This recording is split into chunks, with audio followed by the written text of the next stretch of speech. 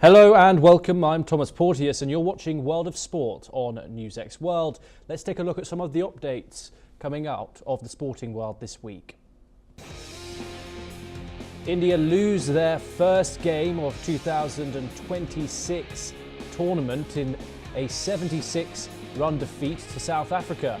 David Miller's 63 off 35 balls propelled South Africa to a score of 187-7 batting first, while India were all out for 111 in reply to see the hosts suffer first defeat in 13 T20 World Cup games. Eberechi Eze and Victor Gyokeres were both at the double for Arsenal as they tormented Tottenham in a 4-1 win in the North London derby. The win moves the Gunners 5 points clear of Manchester City, who have a game in hand. NBA legend LeBron James reignited speculation over his retirement when he refused to rule out whether his 23rd NBA season would be his last, following the 2026 All-Star Game. Australian Open champion Carlos Alcaraz dispatched Frenchman Arthur Fils 6-2, 6-1 in just 50 minutes to win the Qatar ExxonMobil Open in Doha.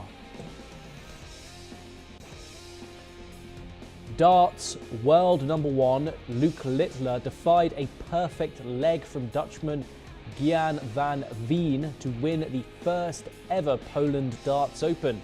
Littler slayed the Dutchman 8-4 in a repeat of last month's World Championship final to win the title in Krakow. Now, our top story, the 2026 Winter Olympics in Milan and Cortina d'Ampezzo unfolded as a reminder of sport's most enduring truth: reputation offers no protection once competition begins. Across 2 weeks, form, timing and mental strength proved decisive, producing emotional highs, narrow defeats and a reshuffling of expectations. Norway topped the table in commanding fashion, driven by dominance in cross-country skiing and biathlon. The difference was depth rather than dependence on a single star. Multiple athletes delivered across formats, underlining a level of consistency that defined the Games. The United States finished second overall and authored some of Milano Cortina's most memorable moments. The men's ice hockey final against Canada went to overtime, with the United States clinching gold to end a long Olympic wait. The women's team followed with gold of their own, completing a rare and emotionally charged hockey sweep. Beyond the rink, the US remained competitive across alpine skiing, freestyle skiing and snowboarding. Joining us now to discuss the conclusion of the Winter Olympic Games in Italy is Lamine Goyai, the president of the Senegalese Ski Federation. Thank you so much for joining us here on the broadcast. As the Games wrapped up, of course, Norway topped that medal table. What separated the country from the rest of the field at the Games? Was it talent, system or depth? Well, first, thank you for the invitation and congratulations for the fantastic organization of the Milano Cortina Games. As you mentioned, Norway is far ahead regarding the number of medals. 18 gold medals, 41 medals in total. Such an amount of victory comes from different explanations, not just one. For me, the most important thing is probably historical and geographical. I remember when I went to 1994 Olympic Winter Games in Lillehammer, when we were going from the Olympic Village to the slopes. I could see every morning on the way in and every afternoon on the way back, people on the side of the road going school, going wherever they wanted, but they were going by skis, meaning it's in their history and in their culture. That's point number one. So they're used to do that since they're like little kids going to school. After that, it's probably also due to the way of life and the way they organize the social life in Norway. They try to prioritize young kids under 13, just having fun, entertainment. And sport is part of the fun. So they train, they let those kids play, and some of them choose to do this kind of sports or another sports. And only from the age of 13, they begin to, let's say, to switch on the competition system. And that competition system brings another aspect, which is money. Norway is a rich country, so they have historical basements. Everybody has done that for years. I think the first painting of skiing is probably found in Norway centuries ago. So they have historical points. They have an educational system that allows every young guy to try. Then they have money. And when you put all those things together, they try to select the best one, train them in the best way possible with the best trainers available and in the best conditions. And the results is this amount of medals. I would add one more thing. If you remember, in 1994, they had the Olympic Games in Lillehammer in Norway. And you know, of course, that every nation that is hosting the Olympic Games, in this case, the Olympic Winter Games, they try to put more effort, more money to prepare these athletes. And we can still see today the consequences of that. And I would even add one more thing. Norway should have had more medals because the Alpine ski team was not so performance because they had a lot of injuries. Kilde was injured. And if you remember, like 6 or 7 years ago, they had the attacking Vikings winning almost all the Alpine ski races. So when you put all those things together, of course, Norway came number one. And what has been your thoughts of this Games as a whole? What have been the highs? What have been the lows of the 2026 Olympic Games, in your opinion? Well, if there's one thing to remember, and it is probably the signature of the Olympic Games, it's emotion. Remember, the beginnings of the Olympics, we go with the Alpine downhill, and then we see that Lindsey Vonn was competing, and then boom, crash hospitals. I would say that it's a mix of joy of pleasure and of victory and joy of sadness because you couldn't get the medal or you get injured. And this is why I think Olympic is so magic. Everybody has, we as humanity, we are sensible to that. And we want to see people having emotions, strong emotions. And Olympic Winter Games are about that. So I will remember that. I will remember the fight of those people giving everything they had. You mentioned Norway before. I was looking on the Nordic skiing. The effort, for example, on the 50 kilometers is absolutely huge. And sometimes you wonder if these men are human beings or superhuman beings. So it was really, really full of excitement, joy, and emotions. Lamine Gouillard, thank you so much for taking the time and joining us here on NewsX World. It's a great pleasure to have you on the broadcast. We now turn over to the United Kingdom, and match week 27 of the Premier League produced some stunning football across the table, with title contenders, European hopefuls and relegation fighters all in action. Manchester City kept their title charge on track with a hard-fought 2-1 win over Newcastle United. Arsenal delivered the statement result of the weekend, crushing Tottenham Hotspur 4-1 away from home in the North London derby. Liverpool continued their push at the top with a narrow 1-0 victory over Nottingham Forest, while Brighton and Hove Albion impressed on the road with a comfortable 2-0 win at Brentford. Elsewhere, Fulham claimed a 3-1 away win against Sunderland AFC and Crystal Palace when they beat Wolverhampton Wanderers 1-0. Chelsea drew with relegation contenders Burnley, while high-flying Aston Villa were held to a draw by Leeds United. The title race remains very much alive. Arsenal currently sit at the top of the table with 61 points, having played a game more than their rivals. Manchester City are close behind on 56 points with a game in hand, keeping the pressure on. Aston Villa occupy third place on 51 points and continue to impress, while the battle for Europe is extremely tight.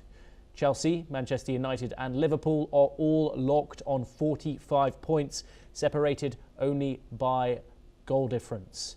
In mid-table, several sides remain bunched together with little room for error. At the bottom, the relegation battle is intensifying, with Burnley and Wolverhampton Wanderers struggling while others hover just above the drop.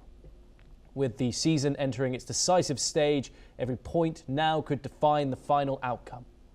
Joining us to discuss developments from the Premier League is Rahul Lucani, a journalist joining us live from Spain. Rahul, thank you very much for joining us here on World of Sport. It's a pleasure to talk to you. We've seen a hugely eventful match week weekend. Who has the momentum in the Premier League title race at this point in time, do you think? Hello, Thomas. Yes, I still think the momentum is with Arsenal. The result against Spurs yesterday was a statement one. It was one which they very much needed after 2 draws of Brentford and Wolves. And going into the game, a lot of the fan base were not confident. I think the performances over the last month or so have not been great. And frankly, a month ago, Arsenal should have been out of sight in the Premier League title race, where they had the chance to go even 10 points clear of Manchester City, while City was still dropping points, and they failed to do so. And it raised a lot of doubt over whether they can get over the line this time. But after winning yesterday, I think the momentum is back in Arsenal's favour. I think Man City are still there. I think it will still go a long way into April, into May. It won't be a procession for Arsenal. But winning with such conviction away at a rival like Spurs is such a huge boost. It will give everyone around the club a huge boost. And with Victor Gyökeres and Ebere Eze both scoring twice each, I think both those players gaining momentum, having both received a lot of criticism, I think will serve Arsenal really well in the run-in. But it is a long way to go, and I think Man City's improved form recently with the win over Newcastle, with Marc Guéhi and Antoine Semenyo coming in January, means that where they should have been out of the race, they've now clawed their way back in. But with the 2 sides set to face each other in April, I think that will be the deciding game at the Etihad. And in terms of the race for European football next season, what is holding back Chelsea, Manchester United and Liverpool from breaking clear in the European race?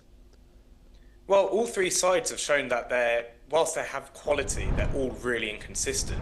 And Chelsea, under the new manager, Liam Rosenior, have been pretty promising. They've been better than many expected them to be. But one thing that is letting them down is discipline. They've received more red cards than anyone else in the league. They're on track to break the Premier League record for how many red cards they can receive in a season. And it cost them at home to Burnley, a side that they frankly should have been beating. And that's what stopped them from progressing higher up the table when in November it looked like they could be in a run for even a title challenge. And for Liverpool, again, it's more of the same question marks that have faced them all season under Arne Slot. They are not playing well. Against Nottingham Forest, they weren't amazing, but who knows? I think the fact that they scored in the last minute after having a goal disallowed earlier on, I think it might give them a bit of momentum. But one advantage Manchester United have over both is that they have no other commitments. They're out of the FA Cup, they're out of the League Cup, and they're not in Europe. Chelsea and Liverpool both have Champions League fixtures throughout the season, and the FA Cup fixtures as well.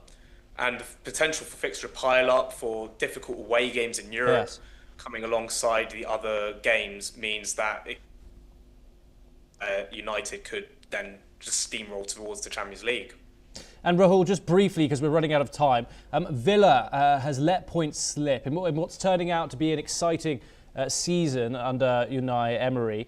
Can they resist the pressure from Chelsea, Man United and Liverpool?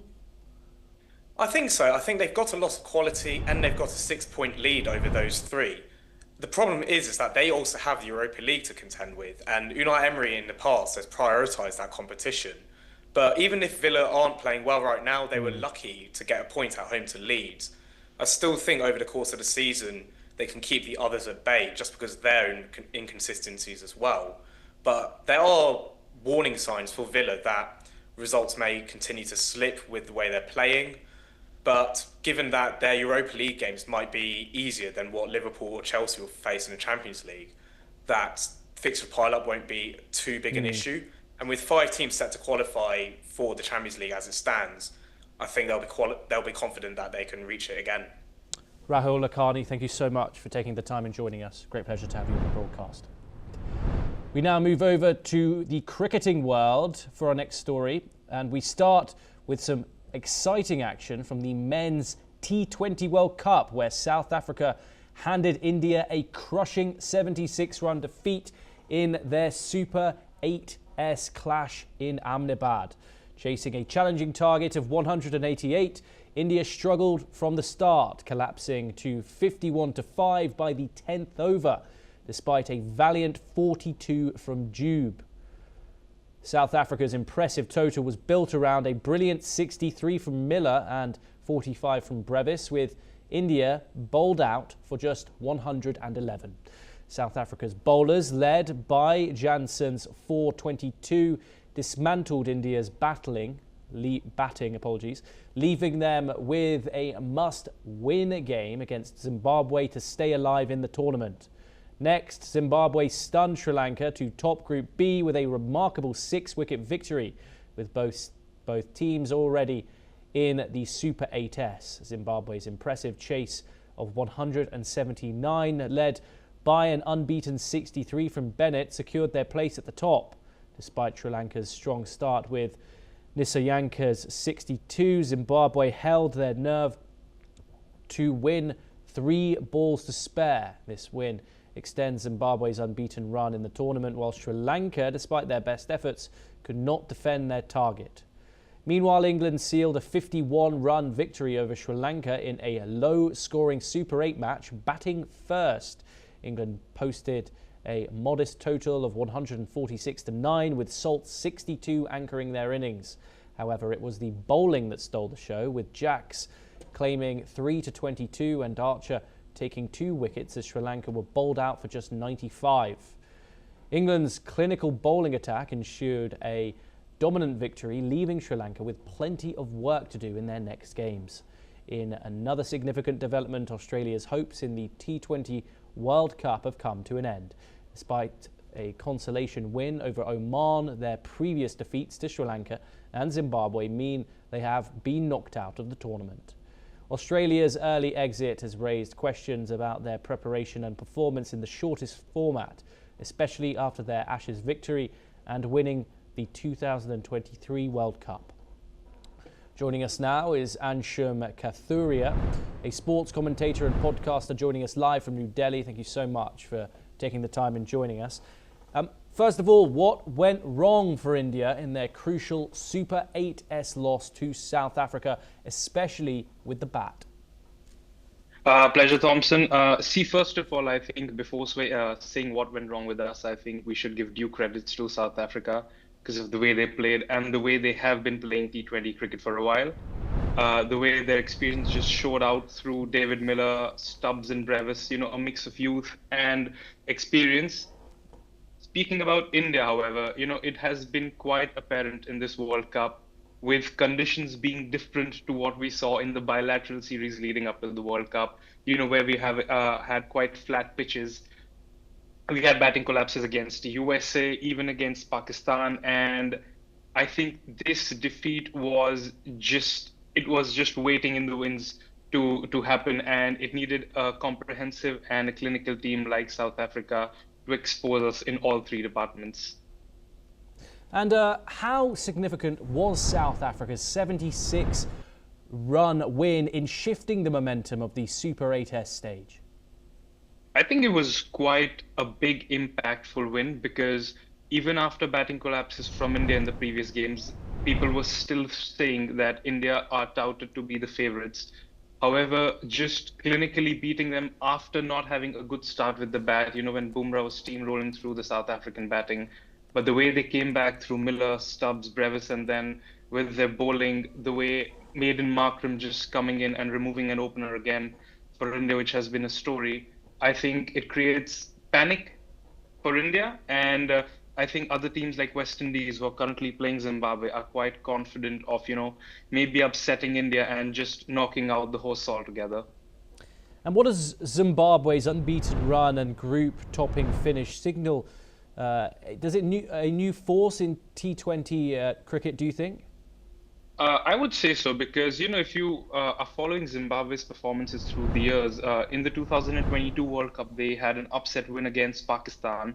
But in this World Cup, it hasn't been like that. They beat Sri Lanka and Australia, the two favored teams to get out of that group. And the way they've been stacked is quite brilliant. I think with Blessing Muzerbani leading their bowling, Sikandar Raza being an ever-present experienced cricketer in that middle order, and even the openers firing. I think Zimbabwe's progress is something that can be measured through the years, especially in T20 cricket, and I think this team will go a long way.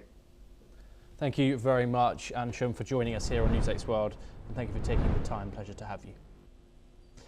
We now move on over to tennis, and Carlos Alcaraz has continued his dominant start to 2026 with a commanding 6-2 to 6-1 victory over Arthur Fils to win the Qatar Open in Doha. The Spanish top seed was ruthless throughout, converting 5 out of 7 break points in a match that lasted just 50 minutes. This victory marks Alcaraz's 12th win of the season and his 26th career title following his Australian Open triumph last month. Alcaraz's impressive form in Doha comes after a strong start to the year. He set the tone early, breaking Fils' serve in the first game of the match and continued to dominate, winning the first set in just 28 minutes. A double break in the second set left Fils frustrated, and despite a brief moment of hope, Alcaraz sealed the win in just 24 minutes for the second set. The world number one now heads into the season with high hopes, showing no signs of slowing down after becoming the youngest man in history to complete the career Grand Slam just weeks ago. Let's now listen into what the world's number one had to say. I think after every tournament we just gotta set up new goals, gotta set up new things and put in the table. And at the beginning of the week with the things that I really wanted to do through the week. So I'm just really happy and proud about everything I've done with my team on and off the court. So it's I feel like the job is finished right now. We move on now, and in a thrilling double overtime matchup, Jalin's green buzzer beater lifted the Phoenix Suns to a 113 to 110 victory over the Orlando Magic on Saturday. Green, despite a tough shooting night, made the final play count, hitting a 3-point buzzer after Javon Carter's game-trying shot. Grayson's Allen returned from a 4-game absence to score 27 points, while Colin Gillespie added 19. The Suns, missing all-star guard Devin Booker due to a hip injury, also had Dylan Brooks leave the game with a broken hand. For Orlando, Desmond Bain led with 34 points and Paolo Banchero contributed 26 points after 14 rebounds. The Magic had a late surge but fell short as Green sealed the win for Phoenix in dramatic fashion. Thank you for joining us on World of Sport. Keep watching NewsX World for more international news updates.